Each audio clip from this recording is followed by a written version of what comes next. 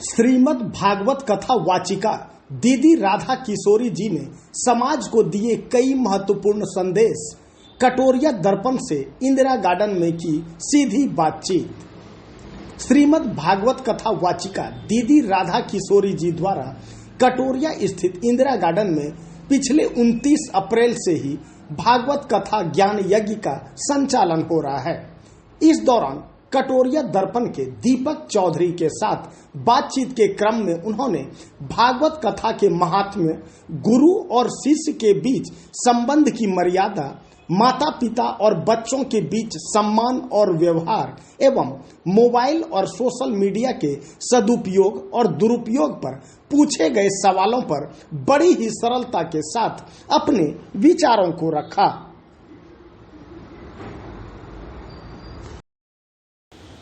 हाँ, तो चलिए दीदी राधा किशोरी जी, आपका कटोरिया दर्पण यूट्यूब चैनल में स्वागत है।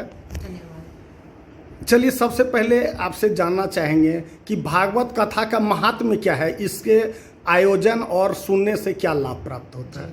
मैं आपको बता दूं कि श्रीमद् भागवत कथा श्रवण कराने के लिए मैं आई हुई हूँ कटोरिया, और ये आयोजन इंदिरा गार्डन में चल रहा है 7 दिवसीय श्रीमद् भागवत कथा।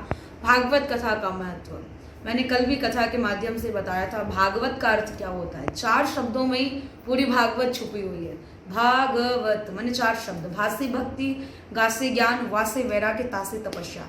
अगर आप भक्ति करते हैं तो आपको ज्ञान मिलता है, अगर आपके मन में ज्ञान है तो आपको वैराग्य सांसारिक कार्यों से हो जाएगा, अगर आपको वैराग्य हो गया तो तपस्या। तपस्या चाहे आप अपने घर में करिए, चाहे आप वन में जाकर के करिए। तपस्या माने आप भगवान के प्रति अपने जीवन को समर्पित कर रहे हैं, आप भगवान से जुड़ रहे हैं, वही आपकी सच्ची तपस्या है। दूसरी बात, भागवत सर्वप्रथम भगवान श्री नारायण ने ब्रह्मा जी को सुनाई है, ब्रह्मा जी ने अपने पुत्र नारद को सुनाई है, और नारद जी ने यही भागवत वेद व्यास जी को सुनाई है, और वेद व्यास जी ने यही भागवत अपने पुत्र सुखदेव को सुनाई है, और सुखदेव के माध्यम से यही भागवत पूरे संसार तक पहुंची है। और भागवत हमारे जीवन में हमें प्रभु से मिलाने का कार्य करती है। आपको मैं बता दूं कि भागवत जी के महात्म्य में ही धुंधकारी की कथा आती है। धुंधकारी प्रेत योनि में गया था, क्योंकि उसके कर्म इतने बिगड़ गए थे, उसने अनाचार अत्याचार इतने किए कि वो प्रेत योनि में गया, और उसने भागवत को सुन करके ही अपनी प्रेत योनि से मुक्ति पाई और प्रभु के रास्ते पर जाने का सद्मार्ग अपनाया, प्रभु का दर्शन किया, प्रभु की भक्ति की। तो ये भागवत जो है ये अमर ग्रंथ है, और इसे जो भी सुनता है उसके जीवन में प्रभु कृपा, प्रभु भक्ति बनी रहती है। और आज के समय में सनातन धर्म अध्यात्म का ही लोगों को विशेष करके सहारा है। अगर व्यक्ति सनातन धर्म से ना जुड़े तो भक्ति से विमुख हो जाए, भगवान से विमुख हो जाए, और उसके जीवन में कहीं ना कहीं कष्ट आते रहेंगे। अगर आप अपने जीवन में सुख, शांति, समृद्धि, भक्ति, शक्ति अगर प्राप्त करना चाहते हैं तो आपको भागवत से, अध्यात्म से, सनातन से जुड़ना पड़ेगा, और आपके जीवन में ठाकुर जी अपनी कृपा बना करके रखें। अच्छा, एक चीज बताइए, आज के डेट में गुरु और शिष्य के जो एक पवित्र रिश्ता होता है उस पर कहीं ना कहीं पाश्चात्य संस्कृति भी की झलक दिख जाती है। जैसे सेल्फी लेने में ज़्यादा शिष्य आनंदित होते हैं, तो इस पर आप क्या कहेंगे? जी बिल्कुल, देखिए गुरु शिष्य, एक गुरु शिष्य वह है जो अध्यात्म की ओर लेकर के जा रहा है। एक गुरु शिष्य वह है जो व्यक्ति को शिक्षा दे रहा है, माने चाहे आपके कॉलेज में हो, चाहे आपके स्कूल में हो, चाहे आपको कोई कोचिंग दे रहा हो, वो भी आपका गुरु है, उसमें भी कोई दो राय नहीं है। वहाँ भी गुरु शिष्य की भावना है। एक गुरु वह है जो हमें अध्यात्म में भगवान की ओर लेकर के जा रहा है। दोनों गुरु ही पूजनीय हैं, चाहे वो शिक्षा गुरु हो, चाहे वो दीक्षा गुरु हो। देखिए, गुरु पूजनीय होता है, गुरु हमें ज्ञान देता है, और ज्ञान के अलावा केवल ज्ञान ही देना नहीं, हमारे जीवन में हमें अच्छे रास्ते पर ले जाने का कार्य हमारे गुरु करते हैं। क्योंकि गुरु बिन भवनिधि तरई न कोई, जो विरंच शंकर समोई। बिना गुरु के चाहे हम अपनी एजुकेशंस ले लें, पढ़ाई ले लें, चाहे हमारे जीवन के कोई भी कर्म ले लें, बिना गुरु के नहीं हो पाते हैं। गुरु होना बहुत ज़रूरी है। पर मैं आपको बताऊँ, गुरु हमने चाहे शिक्षक रूप में बनाए हैं, चाहे हम अध्यात्म की ओर बना रहे हैं, गुरु का कार्य क्या होता है? गुरु हमारे जीवन में हमें अच्छी राह देता है। परंतु आज के समय में शिष्यों की भावना बिल्कुल बदल चुकी है। शिष्य जाते हैं, गुरु से अध्ययन तो प्राप्त करते हैं, शिक्षा तो प्राप्त करते, पर उस बात के ऊपर अमल नहीं करते। उसको अमल करना चाहिए। और दूसरी बात आती है यहाँ कि आपने कहा सेल्फी। तो देखिए, मोबाइल एक हमारे हाथ में ऐसा उपकरण आ चुका है कि जहाँ हम पढ़ने भी जाएंगे, लिखने भी जाएंगे, तो हमारे साथ हमारा मोबाइल साथ में जाता है और वहाँ हम पढ़ाई के साथ साथ इसका भी उपयोग करते हैं। पर मैं आपको बताऊं, केवल गुरु या भगवान या हमारे कोई आध्यात्मिक ऐसी चीज़ या हमारे कॉलेज स्कूल, ये केवल फोटो या कैमरा या सेल्फी खींचने के उपकरण नहीं है। यहाँ से हमें जीने की बहुत सारी शिक्षा मिलती है और गुरु हमारे जीवन में भगवान का ही कार्य करता है। अगर गुरु नहीं होगा तो हम अपने जीवन में कुछ भी नहीं कर पाएंगे। गुरु गोविंद दोऊ खड़े काके लागू पाए, बलिहारी गुरु आपने गोविंद दियो बताए। भगवान से मिलाने का गुरु ही हमारे पास साधन है। चाहे आप पढ़ाई में ले लीजिए, चाहे आप धर्म अध्यात्म की ओर ले लीजिए, गुरु केवल फोटो सेल्फी खींचने का साधन नहीं है। गुरु हमारे जीवन में हमें अच्छी राह देता है, अच्छे रास्ते पर ले जाने का कार्य करता है। तो गुरु की प्राथमिकता को हम समझें और गुरु जो हमको आदेश करते हैं उसको अपने जीवन में हम जरूर अपनाएं। अच्छा, ये बताइए, अपने घर परिवार में माता पिता और बच्चों के बीच कैसा सम्मान और कैसा रिश्ता होना चाहिए? जी, माता पिता, जिसके लिए मैं क्या कहूँ, माता पिता तो हमारे लिए पूजनीय है और हमेशा पूजनीय थे, रहेंगे भी। पर अभी के समय में जो युवा पीढ़ी आई है ना, उसका विचार इतना बदल चुका है कि युवा पीढ़ी माने हमारे घर के पहले बच्चे।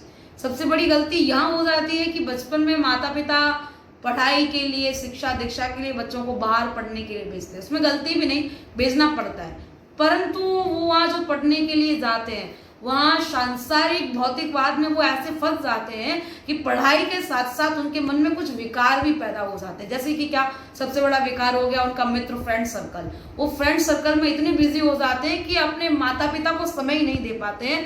पढ़ना लिखना वो 6 से 7 घंटे का हो गया, उसके बाद बचा हुआ टाइम उनका मोबाइल में जाता है और फिर जो बच जाता है वो मित्रों के साथ जाता है। कई मित्र ऐसे होते हैं जो व्यक्ति को अच्छे रास्ते पर लेकर के जाते हैं और कई मित्र ऐसे होते हैं कि जो व्यक्ति को कहीं ना कहीं गलत रास्ते की ओर लेकर के जाते हैं और हमारा बच्चा भटक जाता है। उसी के लिए मैं आपको बताना चाहती हूँ कि आप अपने बच्चों को पढ़ाने लिखाने के लिए भेजते हैं, आप अपने बच्चों को समझाइए, वार्निंग दीजिए, सतर्क रहने के लिए आदेश कीजिए। दूसरी बात, युवा पीढ़ी से मेरा निवेदन है, माता पिता हमारे लिए भगवान है, क्योंकि कहा जाता है मंदिर में ना मिलेंगे, गुरुद्वारे ना मिलेंगे, तेरे घर में ही बैठे ये दोनों भगवान। कर लो माता को प्रणाम, कर लो पिता को प्रणाम। तो माता पिता हमारे लिए भगवान है और अगर हम माता पिता की आत्मा को कहीं कष्ट पहुंचाते हैं तो भगवान भी हमको क्षमा नहीं कर पाएंगे। इसलिए आप सबसे मेरा निवेदन है, अपने माता पिता को कभी कष्ट मत पहुंचाइए, अपने माता पिता के आज्ञा का पालन करिए, क्योंकि उनके पास जितना अनुभव है, जितना उनके पास कॉन्फिडेंस है, उतना हमारे आपके पास कभी भी नहीं आ सकता है। हम जब उस समय तक पहुंचेंगे तब हमारे पास वो सब चीज़ पहुंचेगी और उस समय तक पहुंचने के लिए हमें बहुत आयु अपनी गंवानी पड़ेगी। उसके लिए आप सबसे मेरा निवेदन है, माता पिता के कहे हुए वाक्यों का आप लोग पालन कीजिए, उनकी सेवा कीजिए और माता पिता से अच्छा व्यवहार बना करके रखिए, क्योंकि जिस घर में माता पिता पूजनीय होते हैं, जिस घर में माता पिता के साथ हमारा व्यवहार अच्छा होता है, उस बच्चे के जीवन में कभी कोई संकट नहीं आता है। अच्छा, ये बताइए, मोबाइल और सोशल मीडिया के उपयोग पर आप क्या कहेंगे? देखिए, मेरे हिसाब से तो सोशल मीडिया बहुत अच्छा है, क्योंकि जहाँ मैं अच्छी हूँ वहाँ मेरे लिए सोशल मीडिया भी अच्छा है, जहाँ मैं खराब हूँ वहाँ मेरे लिए सोशल मीडिया खराब है। पहली बात, मोबाइल है वो हमारे मतलब बात इत्यादि कराने में बहुत अच्छा उपाय, मतलब बहुत अच्छा साधन है। दूसरी बात, आप हर खबर को अपने घर बैठे उसके माध्यम से देख सकते हैं, हर चीज़ को, आपके पढ़ने में, लिखने में, आपका कोई भी सामान मंगाने में, आपकी कोई भी अध्यात्म धर्म की बात समझने में, राजनीति आदि आदि सबके लिए बहुत अच्छा साधन है। आप घर बैठे सारी चीज़ इसके माध्यम से श्रवण कर सकते हैं, देख सकते हैं। पर जो चीज़ जितनी अच्छी होती है उसका कोई ना कोई नुकसान भी होता है, जिसका फायदा है उसका नुकसान होना ही होना है। ऐसा नहीं है कि केवल फायदा ही फायदा है, पर वो हमारे ऊपर निर्भर करता है कि हम उसके नुकसान में जाएं कि उसके फायदे में जाएं। आग गर्म भी होती है और आग का हम हवन इत्यादि भी करते हैं तो वो हमको एक शांति भी प्रदान करती है, पर कहीं ना कहीं उसके ऊपर अगर हम उसको ज़्यादा पास से जाकर के छुएंगे तो वो हमको जला भी देगी और दूर से अगर हम उसकी पूजा पाठ करते हैं तो वो हमारे ऊपर अपनी कृपा भी पहुंचाती है। उसी प्रकार मोबाइल है, अगर आप इसको अच्छे से उपयोग करें तो ये हमारे लिए लाभदायक है और कहीं ना कहीं अगर इस जगह हमने दुरुपयोग किया तो ये हमको ऐसा विनाश की ओर लेकर के जाएगी, ऐसा हमारा पतन करेगी कि हम कुछ भी नहीं रह पाएंगे। तो उसके लिए आप सबसे मेरा निवेदन है, हमारा एक टाइम होना चाहिए कि हम इतने समय मोबाइल उपयोग करेंगे, इतने समय हम पढ़ेंगे, इतने समय हम ये करेंगे। और आज के समय में सोशल मीडिया एक वह चीज़ है जो व्यक्ति को इतना आगे बढ़ा रही है, इतना आगे बढ़ा रही है, जिसका कुछ वर्णन नहीं है। और एक जगह सोशल मीडिया वह चीज़ है कि व्यक्ति अगर कुछ गलत रास्ते पर चला गया, व्यक्ति अगर भटक गया तो उसको पतन की ओर लेकर के जाती है, उसका विनाश हो जाता है। तो वो जीव के ऊपर निर्भर करता है, हमारे आपके ऊपर निर्भर करता है कि हम उसे कैसे उपयोग करें। सोशल मीडिया बहुत अच्छा है, कहीं गलत नहीं है, हमारी सोच गलत हो जाती है, जहाँ हम भटकते हैं, जहाँ हमारे विचार बिगड़ते हैं, तो अच्छी चीज़ भी हमको नुकसान पहुँचाती है। चलिए, कटोरिया दर्पण से इतनी बातचीत करने के लिए आपको बहुत बहुत धन्यवाद। राधे राधे। राधे राधे। जय श्री कृष्णा, हरे कृष्णा।